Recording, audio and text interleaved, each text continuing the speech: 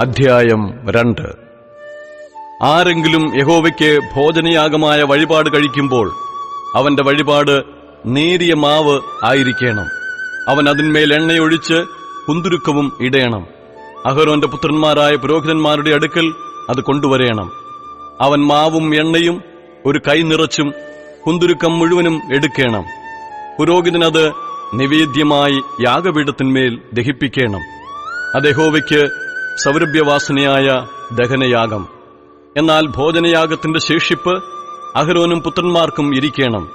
യഹോവയ്ക്കുള്ള ദഹനയാഗങ്ങളിൽ ഇത് അതിവിശുദ്ധം. അടുപ്പത്തുവെച്ച് ചുട്ടത് നീ ഭോജനയാഗമായി കഴിക്കുന്നുവെങ്കിൽ അത് നേരിയ മാവ് കൊണ്ടുണ്ടാക്കിയതായി എണ്ണ ചേർത്ത പുളിപ്പില്ലാത്ത ദോശകളോ എണ്ണ പുരട്ടിയ പുളിപ്പില്ലാത്ത വടകളോ ആയിരിക്കണം. നിന്റെ വഴിപാട് ചട്ടിയിൽ ചുട്ട ഭോജനയാഗമാകുന്നുവെങ്കിൽ അത് എണ്ണ ചേർത്ത പുളിപ്പില്ലാത്ത നേരിയ മാവുകൊണ്ട് ആയിരിക്കണം. അത് കഷണം കഷണമായി നുറുക്കി അതിന്മേൽ എണ്ണയൊഴിക്കണം. അത് ഭോജനയാഗം.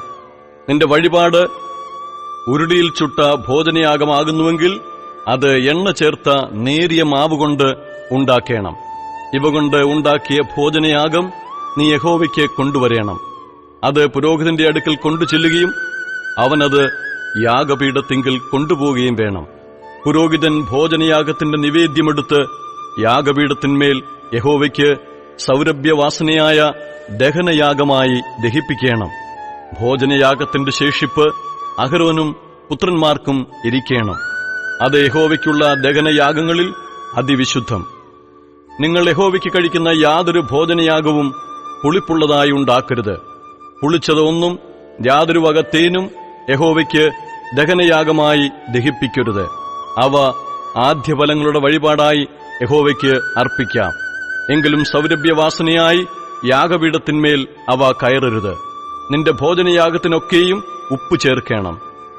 നിന്റെ ദൈവത്തിന്റെ നിയമത്തിൻ ഉപ്പ് ഭോജനയാഗത്തിനില്ലാതിരിക്കരുത്. എല്ലാ വഴിപാടിനും ഉപ്പ് ചേർക്കണം. നിന്റെ ആദ്യഫലങ്ങളുടെ ഭോജനയാഗം യഹോവയ്ക്ക് കഴിക്കുന്നുവെങ്കിൽ കതിർ ചുട്ട് ഉതിർത്ത മണികൾ ആദ്യഫലങ്ങളുടെ ഭോജനയാഗമായി അർപ്പിക്കണം. അതിന്മേൽ എണ്ണയൊഴിച്ച് അതിന്മീതെ കുന്തുരുക്കവും ഇടേണം. അത് ഒരു ഭോജനയാഗം. ഉതിർത്ത മണിയിലും എണ്ണയിലും കുറേശ്ശിയും കുന്തുരുക്കം മുഴുവനും പുരോഹിതൻ നിവേദ്യമായി ദഹിപ്പിക്കണം. അത് യഹോവയ്ക്കൊരു ദഹനയാഗം.